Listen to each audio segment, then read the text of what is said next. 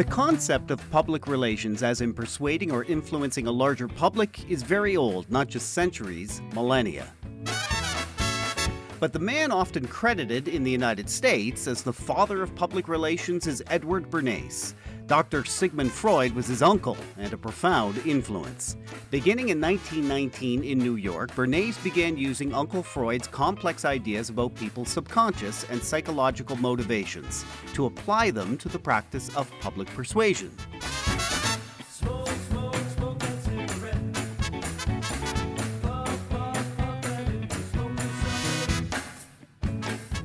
Among Bernays' most memorable campaigns was to promote female smoking by branding Lucky Strike cigarettes as torches of freedom. He also convinced the public that bacon and eggs was the true all-American breakfast. Bernays took public persuasion to another level, introducing scientific theory. Those theories at the time led to him describing the public as irrational and subject to herd instinct. Years later, one biographer described Bernays as the father of spin. But that perspective might be a bit simplistic when you listen to Bernays years later.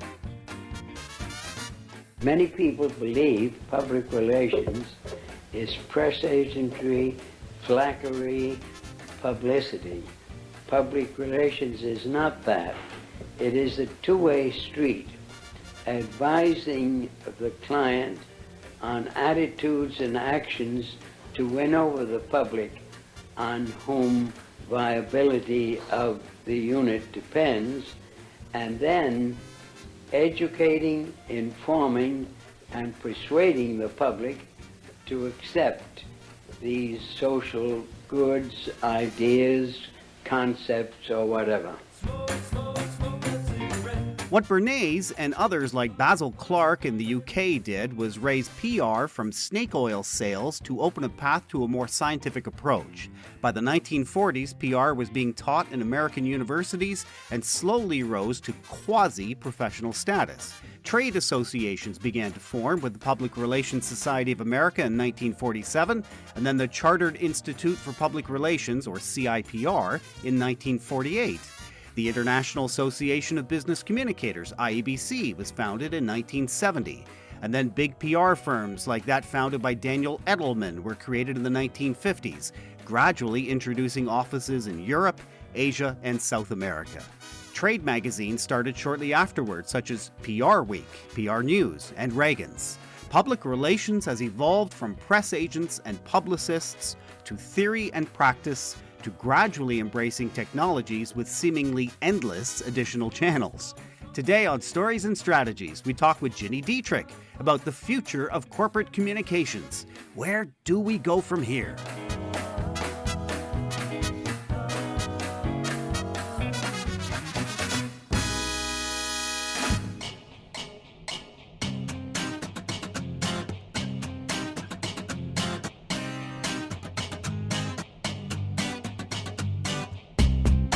My name is Doug Downs. Music off the top from Merle, Travis, and Tex Williams. Smoke that cigarette. My guest this week is Gini Dietrich, joining us from Chicago. Hey, Gini. Smoke that cigarette, huh? Smoke that cigarette. My little one would not like that. She's very, very anti. Doesn't get a lot of airplay these days. Popular at the time. Chicago. A quick question for you, because I used to go to Chicago when I lived just southwest of Toronto. In London, Ontario. Oh, sure. Chicago's only 7 hours away. Mm-hmm. Detroit was 2, but you kept going to Chicago. Of course. So I know it's a sports city among many other things. So quick question, Bears, Bulls, Cubs, White Sox, Blackhawks, or the MLS team, the Fire? Well, it's really hard to be a sports fan in Chicago. I will say that. But the big rivalry is between the Cubs and the White Sox. I live 4 blocks from Wrigley Field, so we're going with the Cubs. Do you really? Yeah. Oh, near the Shrine. Yeah. What's the name of that pub right across the street that everyone... The Cubby Bear? Is that what it's called? Yeah. Okay, I've been there. Is that what you're thinking of, probably? Well, and that was just one of my visits, but I had a pint at the Cubby Bear. Gini, you are the founder of Gini Dietrich, a Chicago-based integrated marketing communications firm. You're the lead blogger at the PR and marketing blog Spin Sucks, co-host of several podcasts, including Spin Sucks and Inside PR, author of Spin Sucks, the book, and which, by the way, is kind of a must-read for PR professionals, and co-author of Marketing in the Round. Great to have you. First time. I wish I'd invited you a long time ago. It is the first time. And like I said before we started recording, this has been a great experience. So thank you. Thank you. Gini, this Edelman report looking at the future of the comms pro role, where we're going from here. In short, let me see if I've got this right. We need to be able to do more things with fewer resources, be insights and data-driven, harness technological changes to provide quantifiable value, step up our focus on the changing workplace and workforce, pay attention to social issues, ramp up communications around the brand, and we are more important than ever to the C-suite. So... I'm exhausted now. Jeez. I am too. Had to practice that. Are we actually at a point of substantial change... the paradigm shift, or is this just same old that we've been hearing all the time? Because I didn't actually say anything new there. Yes and no. So a couple of things happened. The pandemic, of course, happened. Then we had social justice. We had an economic crisis. We had, in the States, we had a crazy person in the White House. Like, all of this stuff happened at the same time, right? And because of that, business leaders were put into a position to not only have to engage their employees virtually from a remote perspective, but also how they had to figure out how to, start to stand up for values and look for ways to lead with conviction versus dollar. And this has been really, really challenging in the last couple of years for most business leaders because most are baby boomers or older Gen X. And they've been taught their entire careers that you don't talk about your values. You don't talk about the things that you stand for. You don't do those things because you're going to alienate half of your customer base. Well, now we've shifted to this paradigm where we have to talk about it. That's what anybody, I would say, who's younger than 40 expects it today. And certainly that's a gross generalization. I think there are people older than 40 who do as well. But pretty much everybody younger than 40 does. The only people who can help with that shift are communicators. So it's been this really interesting look, and the conversations and the work that we've been doing in the last couple of years has completely shifted because of that. And I have all these conversations with CEOs that kind of remind me of the early days of social media, which were, okay, this is interesting, and I understand that this is coming, but I don't necessarily know if it's something for my business. And then fast forward a decade and everybody's using social. So those are the same kinds of conversations we're having right now this is interesting. I understand that I should be doing this, but I don't really know how. And maybe it's not for our business because we do B2B or we are a government or we're a nonprofit or whatever it happens to be, whatever excuse to, oh my gosh, we actually have to think about this and do things differently. Yeah, they're focused on trying to fit it into the right now instead of that old Gretzky quote about moving to where the puck is going. Right. To be, yeah. So let's break this down, take it a piece at a time. One insight that we've gathered is we need to be more agile as comms pros, more multidisciplinary. So obviously that means as teams, yes, but I want to ask you, does that also mean as individuals? For example, I remember the mantra about 20 years ago when I was first getting into PR was it was better to be a generalist than a specialist. And today I'm actually thinking that's changed. I kind of think you need to be both. I agree with you. And the reason being is, well, I would actually split it into two. So a specialist is very valuable because they can go deep into one place, right? So if you're great at paid media, you're great at earned media. I mean, really great traditional PR media relations people are really hard to find today, really hard. So if you're really good at that, you can pretty much claim anything you want from a pay perspective because they're so hard to find. But also, as we look at artificial intelligence and machine learning and that coming into our roles, we have to, Chris Penn described it this way a couple of years ago, and it has stuck for me. But he described it as the role of the communicator is to orchestrate, is to be the conductor of an orchestra. So you have all of these machines that are helping you do your job, but you have to have a general knowledge of what works, what doesn't, what results look like, what the machine should be doing so that you can get the work done. So I would say specialists from the perspective of being able to go really deep on something, but also having a good understanding of how everything else works so you can conduct the orchestra of the artificial intelligence. And what does that say to the person just getting into public relations? Whether it's my role was as a journalist, did that for 15 years and crossed over into PR. Some do it that way. Came to the dark side. Huh? The dark side. And some just go straight into PR, go to a university or a technical school and get into PR. Does that mean they need to become specialists right away? Or is it fair for them to be generalists for a while, learn as much as they can about the wide breadth that it is? So I would almost recommend that they become specialists first and get really good at one thing and then grow for a couple of reasons. One thing that I have found throughout my career and in coaching and mentoring young professionals is that all of us, no matter how smart we think we are, especially me at that age, can really only do one thing really well. And so one of the things that where we started to have success with young professionals is when we said to them, this is what we want you to study. We want you to study Google Ads. We want you to get really good at it. We want you to study landing page optimization and get really good at that. We want you to study media relations and get really good at that. We want you to study search engine optimization from a content perspective. So we gave them one thing, and they may do that almost like an apprenticeship for a year and a half or two. And then we start to add on to their roles. So we have found that that's more successful than saying, okay, go pitch the media and write some blog posts and do some SEO and take these courses. And it's just too much. It's too much. Mm-hmm.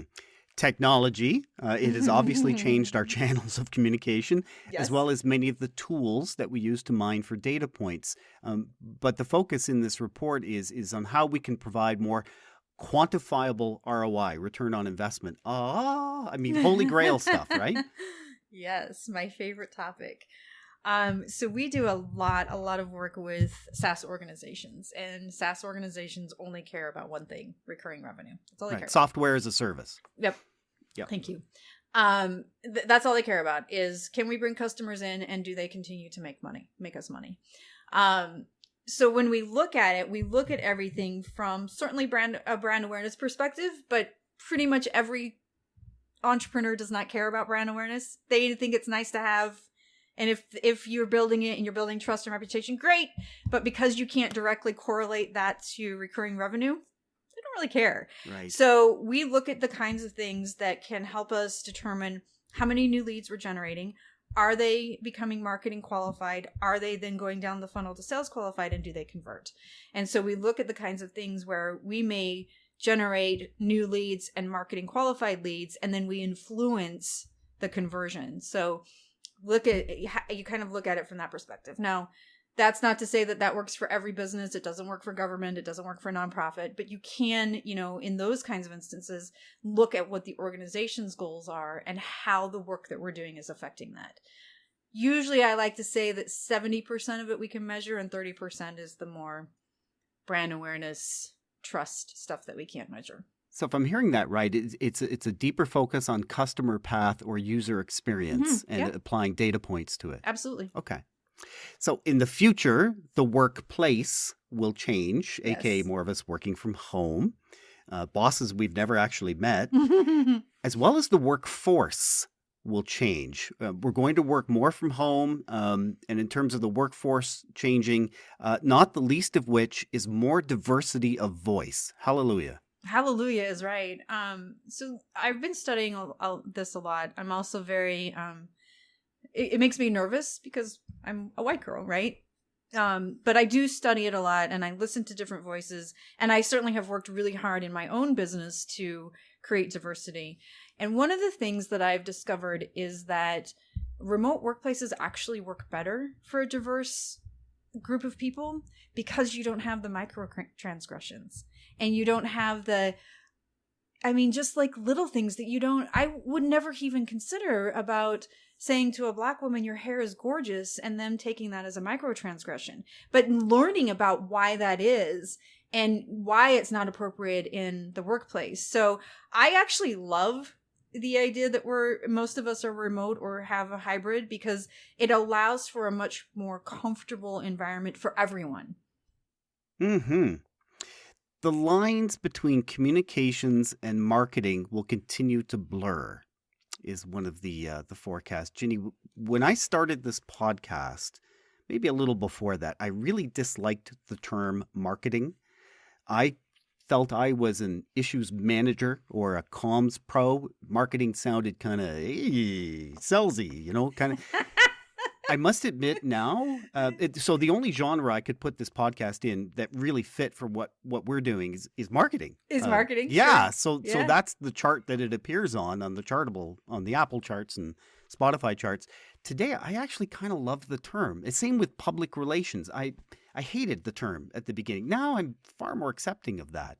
So why is that? I'm curious why. Stuff. You made that. Journalist stuff. Marketers felt like the salesperson coming on the newsroom floor and trying to tell us what story we were going to do. And what about PR people? Public relations still felt kind of like double-breasted suits. I'm here to impress you. Listen to me and you'll like what I'm saying. Yeah, that shows how old the two of us are. It does. Yeah, it's interesting because, one of the things that I really personally struggle with is when we're working with clients and they want to loop us into the marketing group and report into the chief marketing officer. It really bothers me. I really have a hard time with it. So same thing. Yeah. And I think it's, yes, because of the things that you mentioned, and because then we sort of get looped into marketing and we don't have the ability to work directly with the CEO on and really educate them on what it is that we do and why brand awareness and trust and executive thought leadership and reputation and issues management and crisis are important. If we're looped into the marketing group, we have a harder time kind of getting up the ladder from that perspective.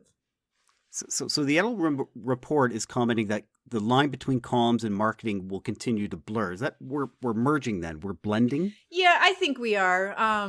More and more and more, we're seeing that comms is reporting into marketing. Where I don't see that happening yet is at the big, huge companies. Like we have a pharma company that's global and huge, and they have 200 communicators, and they live on their own team that reports. The chief of corporate communications reports directly to the CEO. So, but that's really, if like I mentioned before, we do mostly B2B SaaS work, and pretty much everybody. Actually, I think for every client we report to the CMO. Yeah. So, yeah. That's good. And that's not the case. That wouldn't have been the case 5 years ago. Right. Career paths. For those who get into comms pro, public relations, marketing, whatever we want to call it, in the future, what will the development of the career look like? And will it some careers like journalism have started to become these, I'm going to do this for 5 to 10 years and then start another chapter. Is there a chance that the comms pro might start to move that way as well? Maybe. This is completely anecdotal, and it is just my own research just among friends. But I have found that rather than an evolution into a like discipline, like journalism and PR, I would say are pretty comparable. I have found that many of my friends who are leaving the communications field are doing things like yoga or writing or things like that are not the same. Like it's a complete divide from the industry. Yeah The yoga thing, I wonder if that's a lot of comms. At some point, all of us as comms pros are focused on how people feel. Yes. So I wonder if it's just a much stronger, you're right, yoga and PR, not apples and oranges. They're different. Mm-hmm. But I wonder if that's an extension of the feel. Could be for sure. Yeah. One thing I definitely wanted to talk to you about in this episode is the PESO model. PESO, paid media, earned media, shared media, owned media. Ginny, true confession, I actually, I didn't realize it had only been around since 2014 when you were the first one to put it in your book, Spin Sucks. You coined the term, and I didn't realize that either. It's just a term I've been using. I thought I'd been using it for the last 15, 20 years. I haven't. So tell me about the brainstorm to come up with that model and then expand on that, because it's not just that's cute. It's an acronym. That develops a whole pathway of thinking for comms pros. Yeah, I mean, I hope so. I love to tell this story because, it's sort of it takes 10 years to have any success. It's sort of that idea, like it was not some big strategic moment that we had that we were like, okay, we're going to do this, and Jenny's going to write a book, and she's going to publish it, and then she's going to speak, and and there was this path for online courses and like none of that existed. Literally none of it.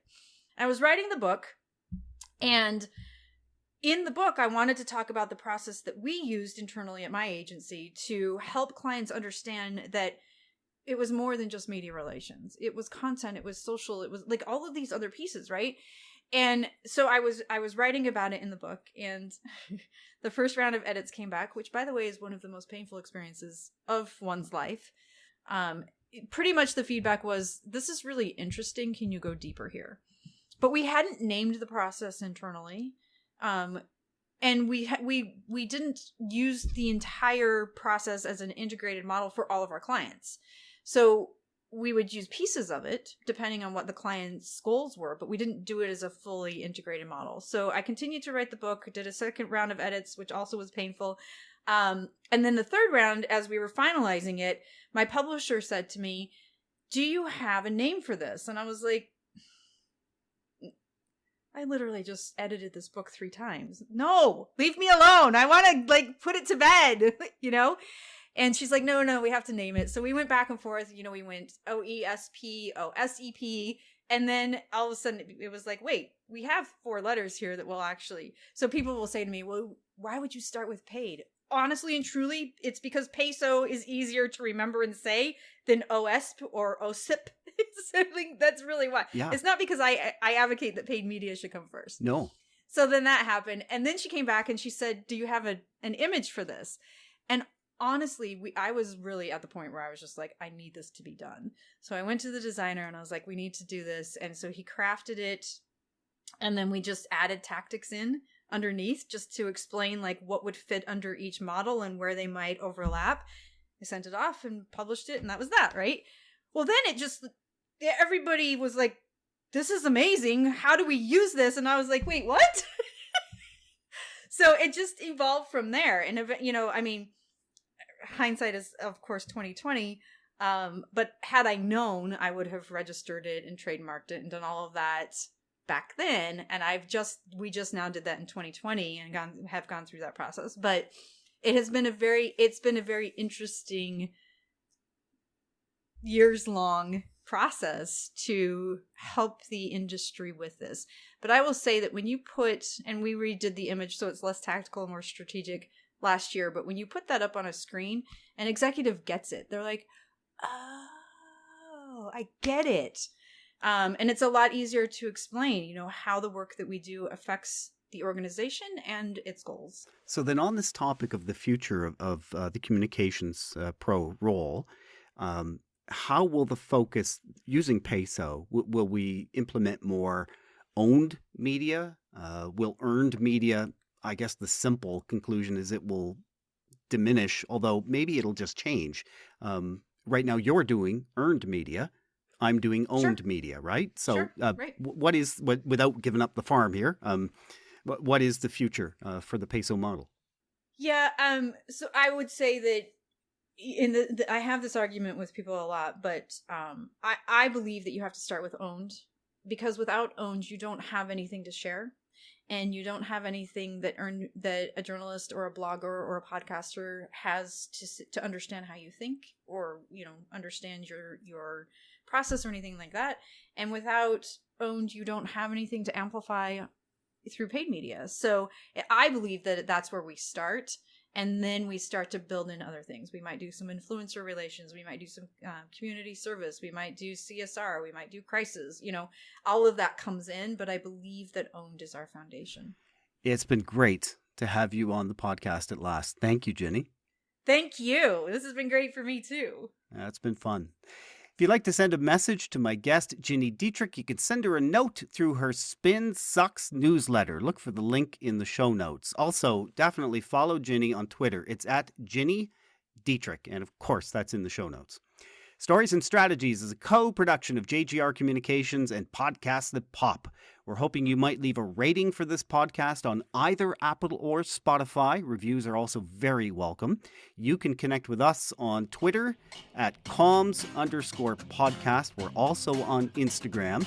And more than anything else, if you like this episode, would you do us a favor? Share it with just one friend. Thanks for listening.